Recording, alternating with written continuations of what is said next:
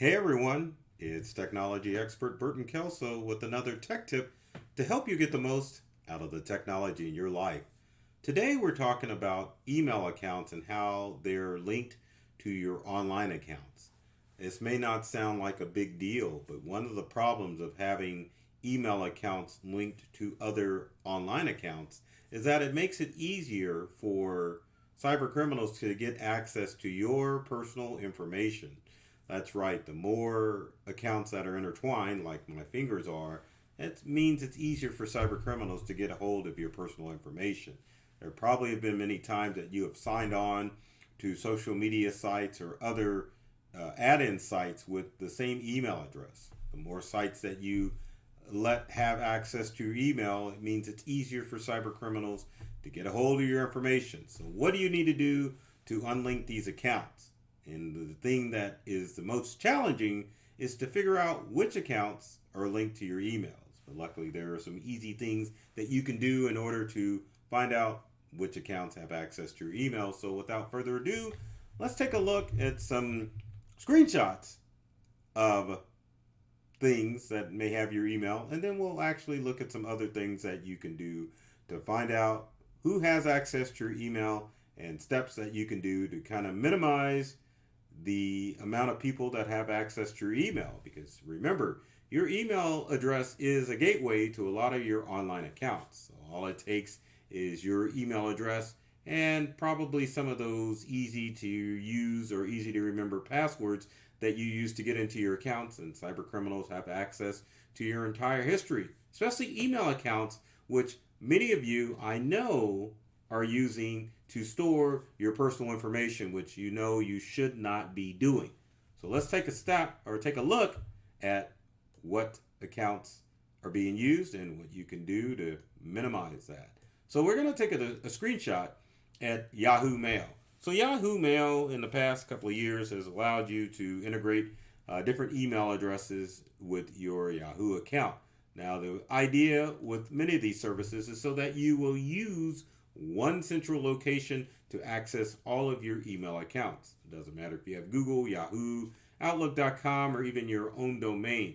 The whole idea with the free web-based accounts is to have you log into one area to get access to your email, because once you do that, you get access to the ads, which help these companies make more money.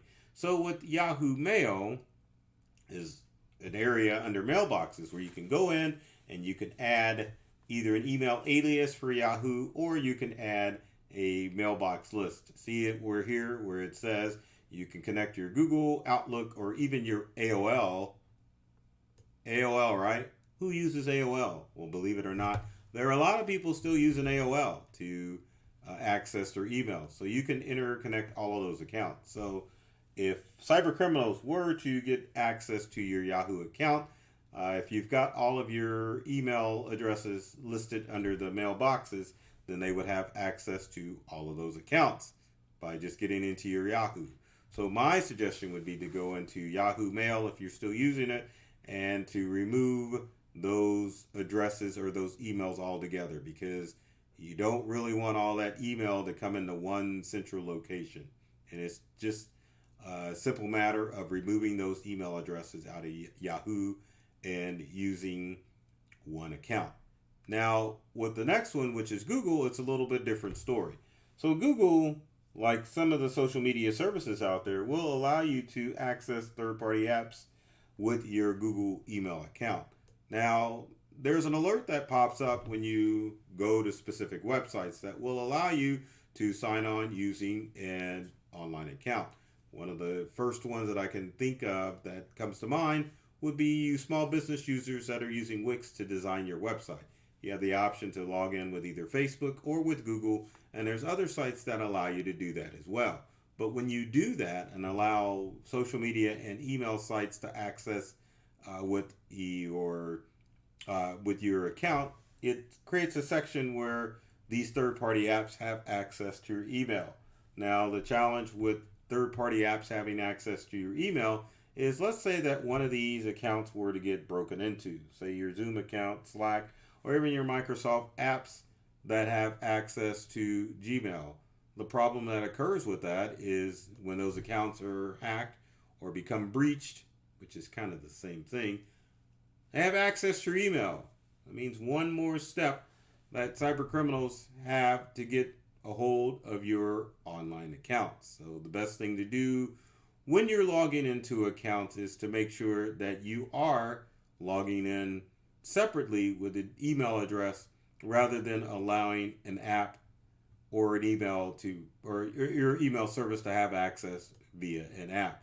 Now again, if we go back to the Google account, if you go to Google account and go to settings and look for apps with access to your account, you definitely want to remove these sites from here. It's just a simple matter of clicking on one of these sites, and that would actually work if we were using the actual Google account. Instead, it forwards our slides. But anyway, if you click on one of these when you're in Google, you can tell it to remove it, and that way that app no longer, or Google no longer has access to that app. Again, minimize which sites have access to your, which apps or websites have access to your email. That is key. Now the next would be Hotmail, believe it or not. So if you go into Hotmail, as you can see, you can do the subscriptions, and subscriptions are basically sites that you can integrate within your Hotmail or Outlook account. Shouldn't use Hotmail anymore because Hotmail is not being used. It's Outlook.com. But again, you can go into subscriptions and make sure that none of your other email sites are logged in with the Hotmail site. Now, let's talk about social media. Now, social media sites are notorious for having access to your, or apps having access to your social media accounts. I'll get that right one of these days. But anyway, yeah, it's really easy for social media sites to have access to your email, and that's something you definitely don't want to happen. So if I can bring up a browser window real quick, I'll show you how to go into those accounts and to look at those settings as far as your social media sites are concerned. So we got that going. Let's switch screens, and we're going to take a look at LinkedIn, because a lot of people don't realize with LinkedIn integrates with specific apps that you may not be aware of. So if you go into settings in LinkedIn and under data privacy, you definitely can go in and look and see which apps are integrated with LinkedIn. And as you can see under the data privacy section, you want to go down to other applications, and as you can see, lo and behold, there are programs that integrate with LinkedIn that have access to your information. Now, I will say with this, it's up to you as far as you want, as far as social media not having access to these apps, because some apps are important to have access to your social media accounts. For example, if we go and look at Constant Contact is integrated into LinkedIn, or to my LinkedIn account. And one of the things that it's used for, and it tells you that you can use your basic, or it uses your basic profile. Constant Contact accesses other information within LinkedIn. And one of the things that you have to, if you live stream with LinkedIn, is to use restream.io. If you're a LinkedIn Live user, you can use SoundCloud, or restream.io to stream with LinkedIn. So that would have to stay, because if you want that process to work, you got to keep it. But Constant Contact, maybe you don't want that added in with LinkedIn, so you definitely can go into LinkedIn and remove that. But again, you have to make sure that these apps are essential for your social media platform to be able to use these. Now, this will be a challenge because Facebook alerts are going to pop up when I'm on here. So if one pops up, I'm going to get out of it real quickly. So if you go into Facebook and go into settings and go to apps and websites, these are all the apps that are sharing my email information within Facebook. So there's Uber, and I have no idea why. There's Camcard. I don't know why either, but I can definitely review and edit and remove these by clicking the check mark and then clicking on remove to get those apps out of there. If I no longer want them to have access to Facebook, and if I click on the down arrow, as you can see, there are a ton of apps that we can get rid of, like Kids. If I want to get rid of that, just a simple matter of clicking the check mark to Kids and hitting remove, and it will delete posts and videos that Kids did, and then it also sends a notification if I want to get into that site, letting me know there's an alternative way to log into that site rather than logging in with Facebook. But as you can see, if you look at all the apps that are added with Facebook, then those accounts actually have access to my email address. So it's always a good idea to go in and remove some of that stuff, especially if you haven't used any of that information at all. Look at this, big break for small business, added July 10th of 2012. Again, I want to remove that because I'm not using it. And then I can just click on remove and it'll take it off of there as well. So beware when you're removing some of this stuff from social media, because you may actually use it and it may be detrimental for it to be plugged into your social media account in order to have access to that stuff. The next site would be Twitter. And believe it or not, Twitter actually, like all social media accounts, can get access to your email. So again, if you go down to your Twitter account, go to settings and privacy, and then go to connected apps, you can see all the apps that are linked into Twitter. That pesky Constant Contact is there, Facebook, Canva, Social Sitter, which I have no clue what it is. But anyway, these are apps that are integrated with Twitter, and you can definitely go in and remove some of these apps just to make sure that these websites don't have access to your email. Again, why is this important? Because cyber criminals, if they hack into any of those sites, they've got access to your email, and it just makes one more step easy for them to get into all of your online accounts, especially if you're using the same email account for the login for all of your accounts. Now, finally, the last social media app that has access to your email and gives apps the ability to see your email account is Instagram. So if we go back to our desktop, there's Instagram. So it's settings and then go to apps and websites. And as you can see, Wix is currently the only one that is active through Instagram. This is a must because on our Instagram site for Integral and for my personal page, Burton Kelso, Wix feeds the information from our Instagram feed onto the website. So it's important to have that information there. If you don't need it, you definitely want to remove it. You can see some of the other ones that have expired, such as Clubhouse. And then there's some other ones that have been removed that Instagram really hasn't integrated with anything on this computer. So again, make sure that you're removing those websites or those websites and apps from your social media platforms and your email, just to ensure that they don't have access to any of your personal information via your email account. Now, there are some other things that you can do too, as far as making sure that you can find out what other sites have access to your email address. One of the simpler things that you can do is just to go into your email account to do a search in your email, just to make sure that you haven't have any welcome or subscribe emails in your inbox. So if we go to Gmail, which I will open up real quick, it's just a simple matter of going to search email, and you can see some of the stuff that is listed under Google. Let's see if we can get to a good Google site and log in so that you can see what's going on. So real quick, let's switch screens, go to desktop.